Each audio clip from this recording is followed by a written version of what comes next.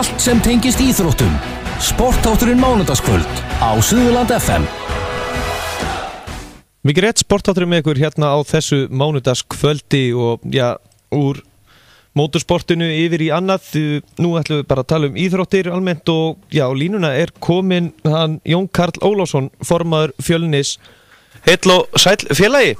Góða kvöldi. Hvernig hefurðu það?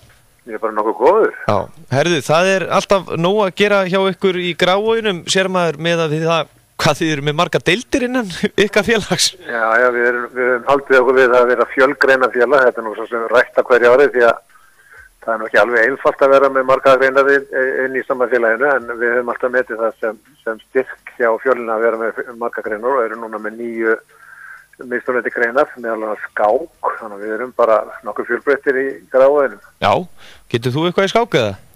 Nei, ég ætla ekki einu sinni að reyna þetta, sko. Ég geti svona tekið fyrstu kannski 10 leikina, svo þetta það fyrir ég að vera slamur. Nákvæmlega.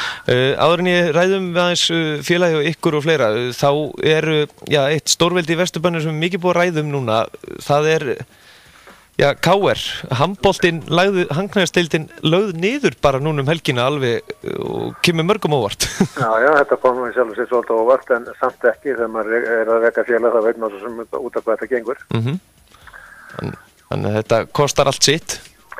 Já, þetta náttúrulega bara eins og við höfum ekki verið hérna hjá Fjölni, við erum með yfir 3400 iðkendur í heildina félaginu og aðstöðumáli alltaf til umræðu. Við verðum að glíma við að vera með bara í raunlega eitt löglegt íþróttahús í Grávoginum og þetta bara púsluspil að koma saman öllum iðkendum í öllum deildum og öllum greinum saman sko. En síðan þegar bætist við núna þegar við komum afreksstarfið að þetta verður ekkit ódýrara að reka afreksstarf og maður sér að mörg félög hafa valið að fækka bara hjá sér deildunum og vera bara með færri deildir og einbeita sér að því og maður svo sem alveg virðingu fyrir því líka þó við höfum kostið að fara að vera leiði hérna í Grávoginum. Já, nákvæmlega. Hvernig hefur, nú mikið verið að tala aðstöðuleysi í Grávogi gegnum tíðina og það sem meðal annars svo körfuboltinn og handboltinn hafa þurft að deila svolítið í húsi á milli sín. Hvernig hafið þið leyst þessi málefni? Já, það svo gott fólk í Grávogi. Nei, þetta náttúrulega bara búið að vera samstarf. Við höfum bara, við reynum að tala mikið saman, deildirnar, og reynum að láta það vinna líka mikið saman, því að við höfum svona metið það að styrkleiki félags liggur auðvitað í fjölbreytninni og þannig að við höfum verið að þjálfa saman og deila svona fimmleikarnir ég vil að taka körfubolta og handbolta krakkana undir sín og fjárfjöldin líka að hefa stökk og flera. Þannig að við svona höfum reynt að hittast bara reglulega og kannski það sem hefur verið gefumunur hjá okkur í milli körfu og handbolta sem eru náttúrulega deila yfirleitt sama húsnæðinu að þar hefur við bara verið með frábært fólk, frábæra stjórnir og yfirþjálfara sem hafa bara sest niður og ég er ekki tætt fyrir að það hefur fundist laust sem að allir eru jafn óánægðir með. Við getum vel orðið það svo leiðis að þetta yfirleitt lausnin svo að menn eru svona hæfilega búlir allir sko. Já, þannig að menn hafa svona verið sammála að vera ósammála. Já, sko, ég raunverulega fyrstu börnur sá að menn eru sammála það að þetta verði reynt að halda fjölgreinunum úti sko. Það náttúrulega svo mikið lykill að menn bara séu þá sammála því og sáttu við það að það sé verið að reyna að leita leiðana til þess að láta þetta ganga og ef að það sátt sko þá hefur við alltaf tekist að finna lausnina. En þú veist, á móti hefur verið og margverið bent á að það svona, við erum kannski ekki alveg að æfa nægilega vel og meistaraflokkarnir okkar stundum hafa verið að æfa heldur minna heldur en það eru meistaraflokkar og á þetta hefur verið bent svo sem í sambandi við arfistarfi og árangur eitthvað þetta sé að skila nægilega vel en við hefum svo sem verið að ná árangur líka þannig að við hefum verið hægt með það líka. Já, en þið eru þarna með, í öllum boltaíþróttum, hópíþróttum, þið eru bæði með kalla og kvenna? Við erum með kalla og kvenna í öllum hópíþróttum og eru komið núna með úrvalsdeildarlið í handbolta kalla og kvenna, úrvalsdeildarlið í kalla fótbolta og svo erum við með fyrstu deildarlið í korjunni og bæði kallum og konum og það mjög efnislega lið síðan í fótboltanum líka og það náttúrulega bara stemt að því að vera bara að bjóða þetta á sem við þetta grunni. Við höfum reynt hérna að sleppa meistaraflokksstarfi. Við bæði hérna fyrir einhverjum 10 árum síðan þá gekk kvennafótboltinn illa og penningalega og hún var lögðin niður meistaraflokkurinn og 3 árum síðan það vantaði 3 árganga stelpum í fótbolta í Grafarvogi. Já. Og við lögðum niður handboltana fyrir allir ekki 9 eða 10 ár síðan og þá var meistaraflokkurinn laðið niður og við tókum samstarf þá í Víking meistaraflokkstarf og 3 árum síðan vantaði 3 árganga strákum í handbolta í Grafarvogi. Já. Og þetta náttúrulega bara eins og menn vita sem að reka íþróttir að það alltaf gulrótin alltaf þessi meistaraflokkstarfi, þessi krakkar og unglingar hafa alltaf að einhverja kepp og ef það ekki til staðar þá náttúrulega áhuga minni og þannig að þetta hangir allt saman sko. Þannig að þið hafið mitt lent í þessum krísum að þurfa kannski að leggja niður ákveðið að fara í samstarfi við önnur félög. Já, við höfum gengið gegnum allan pakkan sko því að við erum með gríðarlega stórt og flott hverf undir og það hefði að hafa því marga iðkendur sko. En auðvitað það þannig að eins og hjá öllum að meistaraflokkstarfi bara dýrt og við hefum legt svo sinni krísum þar eins og annars stað og það hefði gengið mjög vel undanfarin 3-4 ára að reka og félagið við sjá sér reki bara sem segja við leikum undir svo lítið fyrirtæki, það svona jákvæð ákoma og alla deildir sem alveg standa undir sér og við höfum passað okkur mjög vel að fara ekki neitt yfir strikpenningalæðinni þar. Nei. En leið að það þá hefur gengið ágætlega að halda þessu starfi og við reynum og það er bara metnaðri því að halda öllum greinum inni og þá bæði kalla kvenn og helst auðvitað sterta titlum á komandi árum hjá félaginu í öllum þessum greinum. Það sem að kemur kannski er svona sjokki hjá öllum með þarna eins og með handboltan hjá KR, það er kannski að því að þeir voru að komast núna upp í fyrst skipti langa tíma upp í Ólistild karla eða svona úrvalsdeildina, deildir að bestu. Jó, ég skil þetta mjög vel, þú veist, og maður svona hefur ákveðna samúð með því að þurfa að taka svona ákvarðanir og veit þetta er ekkert einfalt að gera þetta, en ég veit að líka að það var umdeilt þegar handboltinn var stofnaður oft. Það var þeir lögða niður fyrir nokkrum árum, síðan voru mjög áhugasamir einstaklingar sem að komu og þetta er oft svona hjá félögum að það koma einstaklingar sem hafa áhuga og mann fara á flegiferð og allir leggja í sig og vinna en svo er ekkert alveg sjálfgefið síðan að þetta gangi upp og menn hefði úttalt og geti og vilji halda áfram. Ég veit ekki hvað gerist þarna eða þeir taka sér með ákvarðan eðlust á besta grunni sem þeir hafa fyrir sig en eflaust er þetta líka spurningum eitthvað skonar sponsor eða styrktaraðal og fleira. Ég veit það ekki alveg en þetta var komaði svo varkjörðu ekki með það fyrst þau voru konur í Bjólís. Já, mitt, já. Nákvæmlega. En það er svona eins og þú þekkir það er að taka erfiðar ákvarðanir. Já, þetta er ekkert alltaf gaman, þetta er oftast gaman sem betur verið og oftast er skemmtilegt að vera unna í svona félagstarfi en stundum er þetta bara ekkert einfalt, það er bara svoleiðis. Við erum átt okkar skerfið því líka og flest félöglönd alltaf í því að þurfa að taka svona bara hvað það sé, aldrei verið ykkar ákvarðanir á ferðlunum, bara því hvernig gengur hverju sinni. En í herbóðunum í Grái, það er nú heldur betur tíðindi sem að þið voru búin að bíða lengi eftir, það var skrifað undir eða ekki í vetur að það verður bætt aðstæðan hjá ykkur, þannig að þið þurfum ekki alveg að tróða svona.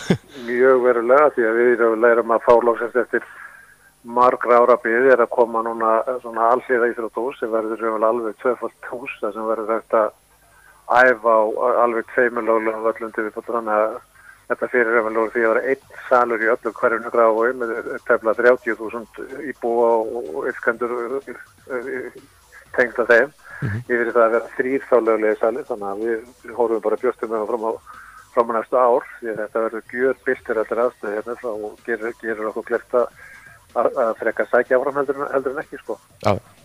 En það er svona einmitt, hvenær veistu eitthvað hvort að þetta verður tilbúið eitthvað tíma, er komin alveg svona föst? Já, þeir ætla að vera fljótið, þetta sko, það var náttúrulega byggt, við höfum verið að fá mikla aðstöðu bætingunum undanfarin ár og höfum verið náð ágætis samstarfi við bæði borgina og síðan Reygin, fastanefélag sem á Eiðisvölluna. Það var bætt við núna fyrir að verða 1,5 ári síðan, kom alveg glæsilegt að 5-leika aðstæða í Reykjavík var sett upp hjá Fjölni og við erum komin það með tæplega 800 krakka í 5-leika deild hjá okkur. Og þegar það var byggt þá erum við að gefa gengið út frá því að menn myndi svona í fyllingum tímans bæta við, þannig að það var byggt undir og grafið frá, þannig að það var gert alveg ráð fyrir því að það var hægt að byggja viðbótar hús.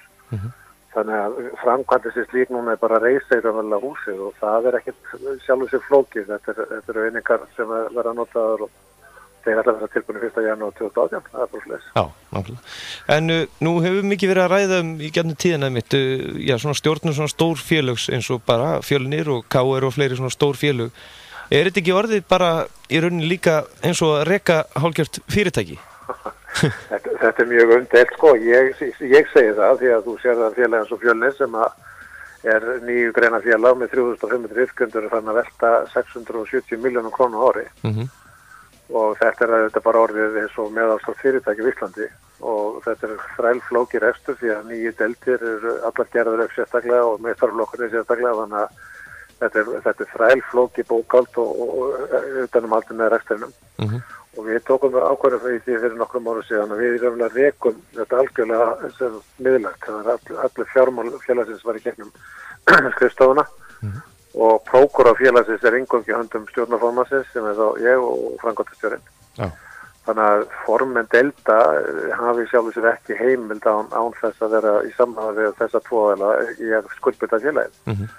Og þetta svona gengið heldur lengra heldur en ég heldur flestum öðrum félögum og margir sé að horfa svolítið til þessa því að þetta hefur svo sem breytt hjá okkur verulega því að þetta var þannig þegar ég kom að þessu og við fyrir nokkrum mánuðum síðan að það voru deildirnar sjálfstæðari en menn voru mjög misjafna að vel að reka þetta og margar deildir voru bara konum með fjárhagslega skuldbindingar á einstaklinga sem er algjörlega óþolandi og ekki líðandi í svona starfi. En núna þetta algjörlega bara rekið sem fjárhagslega rekið sem fyrirtæki. Samt eru deildirnar faglega sjálfstæðar og taka algjörlega faglega ákvarðanir sjálfur um þessi rekstur. En ef þeir alltaf stofna til nýja flokka eins og meistaraflokka einhvers staðar í gallaða kanna í einhverju grein, þá verður það að vera í samráði þá við aðalstöð félagsins. Og ég hef haldið því fram lengi að þetta er miklu gáfulegri til lengdar að reka held ég félögin svona og ég held að sjálfboðalið starfið sem er náttúrulega gríðarlega mikilvægt og allt þetta starf gengur svona ekki og það að vera með sjálfboðalið með fleiri 100 sjálfboðalið sem eru að reka vinna í deildunni hjá okkur og það er eiginlega ekki á að bæta þetta að vera að bæta á það fjárhagslegri umsýslu ofta tíðum hjá í erfiðu rekstri þannig að þetta hefur gjörbreytt og held að setja bóta. Meistaraflokkar eru náttúrulega mjög dýrir eins og þekkir sjálfur og já, það lítur allt út fyrir það alveg sama hvar og lítur hvar á landinu sem er. Það er voða erfitt eða ekki að bara byggja upp aðstöður eða svona þetta er dýrt og fleira og þetta er ekkert alltaf í boði. Það er alltaf verið að hvert yfir aðstöðuleysi eiginlega í öllum greinum. Já, en samt sem að ég bjó nú í Þýskalandi í 5 ár með börn sko. Og aðstöðumunir þar og hér er eins og bara kolbyggasvart og alveg skenna hvítt sko. Við erum náttúrulega með miklu betri aðstöðu almennt held ég á flestum stöðum og jafnvel á flestum sveitarfélögum og landslutum heldur að við erum í mörgum nágrannlöndum í kringum okkur. Þannig að við höfum gert mjög vel í því. Ég held eins og að vandinn er svolítið að við erum ekki að reka þessa meistaraflokka í nógu stórum einingum.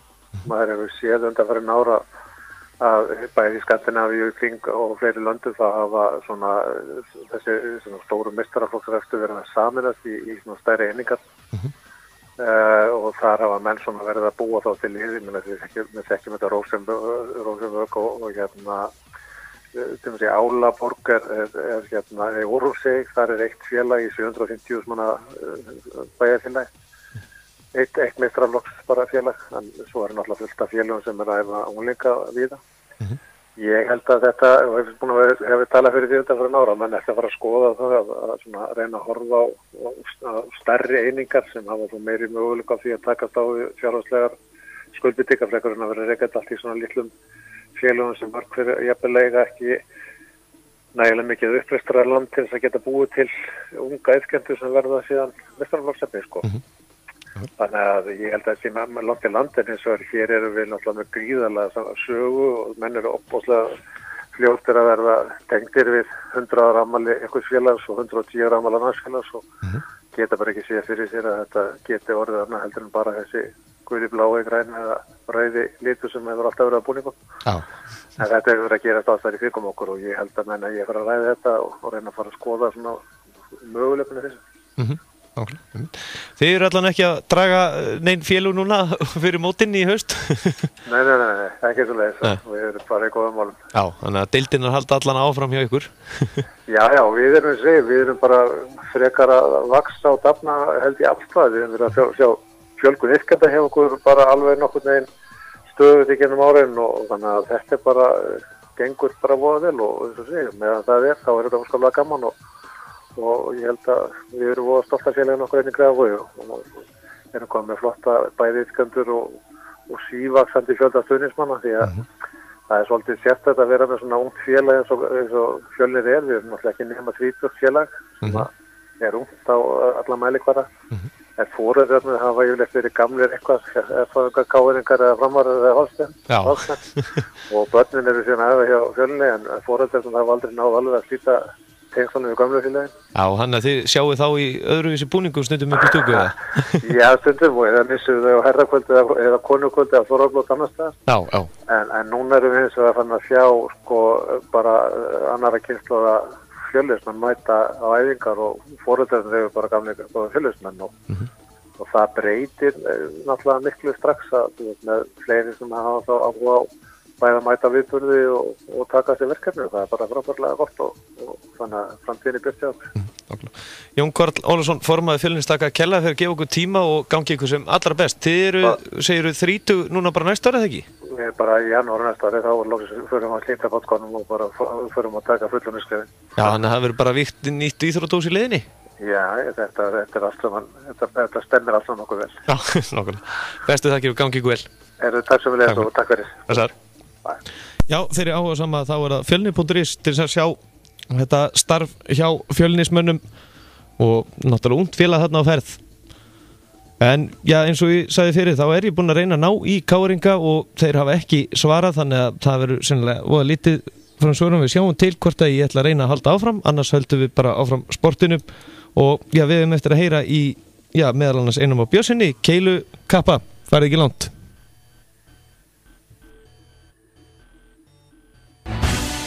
Allt sem tengist íþróttum. Sportátturinn mánudagskvöld á Suðurland FM.